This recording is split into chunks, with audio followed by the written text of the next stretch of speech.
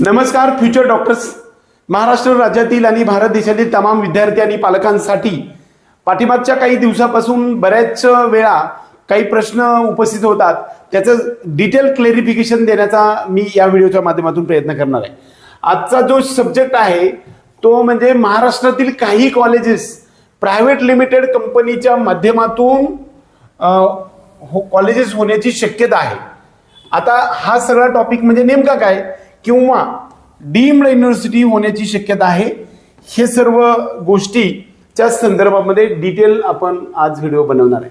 वास्तविक बऱ्याच वेळा MBBS साठी संपूर्ण महाराष्ट्र राज्यामधील 10वी किंवा 10वीच्या अगोदर असणाऱ्या विद्यार्थ्यांमध्ये मेडिकल सायन्सेसमध्ये करिअरसाठी प्रयत्न करावा असा जास्तीत जास्त ओघ वाढल्यामुळे मेडिकल कॉलेजच्या प्रायव्हेट त्याचबरोबर गव्हर्नमेंट कॉलेजेसची गव्हर्नमेंट स्ट्रॅटेजी किंवा सेंट्रल लेवलवरून मोदींच्या स्ट्रॅटेजीनुसार मेडिकल कॉलेजेसची संख्या वाढत चालली. वास्तविक पाहता 2021 मध्ये महाराष्ट्र राज्यामध्ये 52 एवढे BMS कॉलेज होते. आता 148 एवढे कॉलेजेस आहेत. यावर्षी सुद्धा पाईपलाईनमध्ये 10 ते 20 कॉलेजेस आहेत. फिजिओथेरपीचे अगदी बोटावर मोजण्यासारखे एवढे कॉलेजेस होते, जवळपास 100चा आकडा पार झालेला आहे.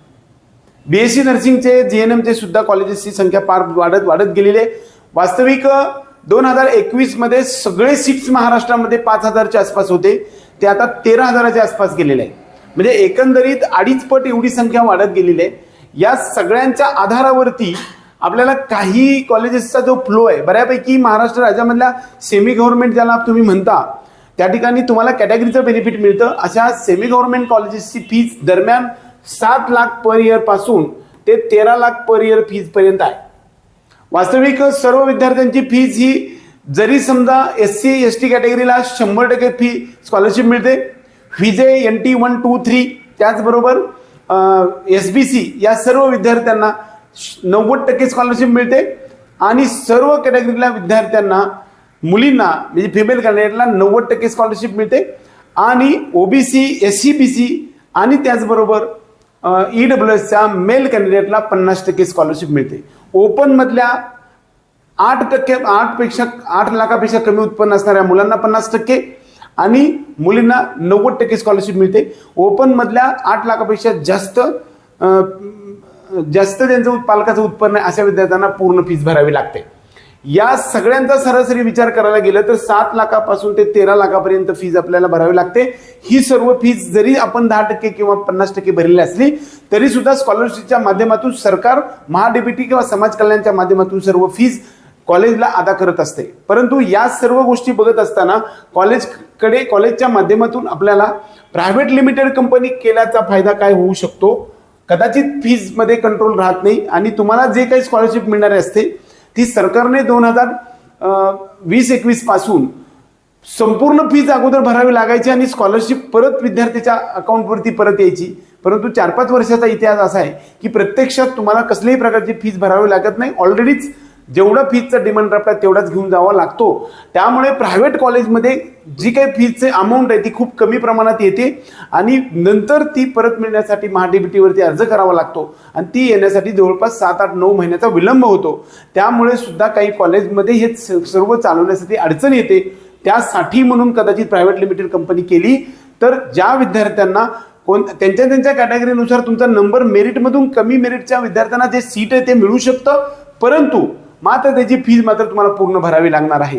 हा प्रकार त्यांना त्याच दिवशी DD त्यांना फुल मिळतो. त्यामुळे प्रायव्हेट लिमिटेड कंपनी होण्याकडे लोकांचा जास्त कल मेडिकल कॉलेजेसचा आहे. आता त्याचबरोबर डीम्ड युनिव्हर्सिटीमध्ये जर आपण पाहायला गेलं तर आता प्रायव्हेट लिमिटेड कंपनी मार्फत चालवणारी जी कंपनी असेल त्याच्यासाठी पहिलं जे कॉलेज होतं ते संपूर्ण भारत देशामध्ये काही कॉलेज असतील सुद्धा, परंतु महाराष्ट्र राज्यामध्ये मात्र Vedanta institute of medical sciences Palghar हे एकमेव कॉलेज पहिल्यापासूनचं पूर्ण फीस भरावं लागणारं होतं. आता दुसरं मात्र Prakash institute of medical sciences Uran Islampur किंवा सांगली असं त्याला आपण म्हणतो, या पिम्समध्ये यामध्ये आपल्याला ज्यावेळेस ॲडमिशन घेतो त्यावेळेस सुद्धा 100% पूर्ण फीस भरावं लागणार आहे. आता याची फीज किती आहे सध्या 9,50,000 फीज आहे. सर्व SC असेल ST असेल सर्व विद्यार्थ्यांना फीज पूर्ण भरावी लागणार आहे. आता याचबरोबर आजपर्यंत आज दिवसभरात काही बावड्या उडवल्या आहेत की doctor Vitthalrao Vikhe Patil foundation's medical college and research centre Viladghat Ahmednagar किंवा अहिल्यानगर त्याचबरोबर BKL वालावलकर तर डीम्ड युनिव्हर्सिटीचं त्यांचं उद्घाटन पण झालेलं आहे. त्याचबरोबर KJ सुमैयासाठी डीम्ड युनिव्हर्सिटीसाठी अप्लाय केले, अशा प्रकारचे पण गोष्टी बातम्या समोर येत आहेत. त्याचबरोबर SMBT अशा प्रकारच्या काही कॉलेजेस की आपण यामध्ये काही कॉलेजेस असा उल्लेख केलाय, हे कॉलेजेसने अप्लाय केलं हे खरं आहे, 100% खरं आहे. कारण त्यांना ज्यावेळेस डीम्ड युनिव्हर्सिटीमध्ये जातं त्यावेळेस 20 लाखाच्या आसपास फीस घेता येऊ शकणार आहे, अशा प्रकारचा ट्रेंड आहे.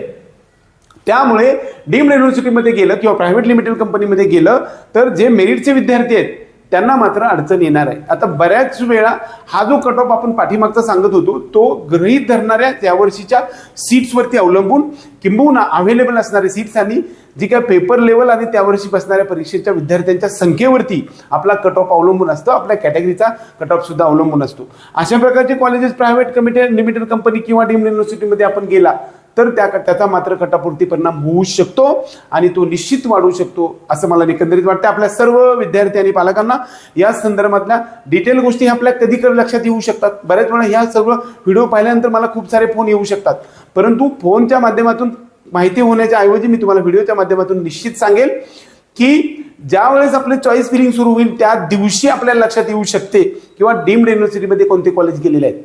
आता ज्यावेळेस ही चॉईस फिलिंग सुरू झाली त्यावेळेस BKL वालावलकर मेडिकल कॉलेज डेरवनचं जे कॉलेज आहे हे आपल्याला ज्यावेळेस डीम्ड युनिव्हर्सिटीमध्ये येताना सध्या तरी दिसलं नाही, पुढच्या राऊंडमध्ये येऊ शकतंय. जर समजा आत्ताची चॉईस फिलिंग ज्यावेळेस महाराष्ट्र राज्याची सुरू होणार आहे त्या दिवशी मात्र आपल्याला 100% लक्षात येऊ शकतं की ही चॉईस फिलिंग आपल्याला 22 तारखेच्या रेंजमध्ये चालू होते. 22 ते 24 या दिवशी आपल्याला चॉईस फिलिंग आहे, 25ला आपल्याला रिझल्ट लागणार आहे आणि 26 पासून 30 पर्यंत आहे. म्हणजे 22 तारखेला सकाळी आपल्याला लक्षात येऊ शकणार आहे की चॉईस फिलिंग मध्ये BKL वालावलकर कॉलेज आहे का. जर असेल तर ते आपल्या कॉलेजमध्ये असंच राहिले, डीम मध्ये गेलं नाही. समजा नसेल तर ते डीम मध्ये 100% दुसऱ्या राऊंडला येणार हे लक्षात ठेवा. त्याचबरोबर या सर्वात doctor Vitthalrao Vikhe Patil foundation medical college Ahmednagar असेल किंबहुना SMBT असेल किंवा बरेच वेळा NKB साळवेच्या बाबतीमध्ये पण असं बोललं जाते किंवा KJ सुमैयाच्या बाबतीत पण असं बोललं जातं. ह्या सर्व मेडिकल कॉलेजेसचा प्रत्यक्षात ज्यावेळेस चॉईस फिलिंग येईल त्यावेळेस तुम्हाला जर समजा तिथं नाही दिसलं तर ते 100% गेलं असं समजायला हरकत नाही. आपल्या सर्व विद्यार्थी आणि पालकांना आपल्या करिअरचा मार्ग सुकर बनावा यासाठी आम्ही प्रत्येक टप्प्यावरती प्रत्येक गोष्ट विशद करण्यासाठी तुमच्या डोरस्टेप मध्ये आणण्याचा प्रयत्न मनापासून तळमळीने आणि प्रामाणिक आणि ऑथेंटिकपणे करतोय. परंतु आपला चॅनल हा 72 ते 74 हजारापर्यंतच चॅनल सबस्क्राईब करण्याचा जो संख्या आहे ती 1 लाखाच्या पुढे गेली तर आम्हाला सिल्वर बटन मिळू शकते. ही जबाबदारी तुमच्या सर्व महाराष्ट्रातील तमाम विद्यार्थी आणि पालकांचे. त्यासाठी आपल्या चॅनलला सबस्क्राईब करा आणि इतर माणसांना सुद्धा कमीत कमी 10 विद्यार्थ्यांना सांगू शकता की जेणेकरून तुम्हाला ऑथेंटिक इन्फॉर्मेशन तुमच्या डोअर स्टेप पर्यंत येऊ शकते. आपल्या सर्व विद्यार्थी आणि पालकांना तुमचा करिअरच्या मार्गामधील आपला हा जो चॅनल आहे तो एक मैलाचा दगड बनावा आणि तुम्ही आयुष्यभरामध्ये आयुष्यातली मोठी मोठी शिखरे पदाक्रांत करावी एवढीच ईश्वरचरणी प्रार्थना करून आजचा हा व्हिडिओ संपूया. जय हिंद, जय महाराष्ट्र.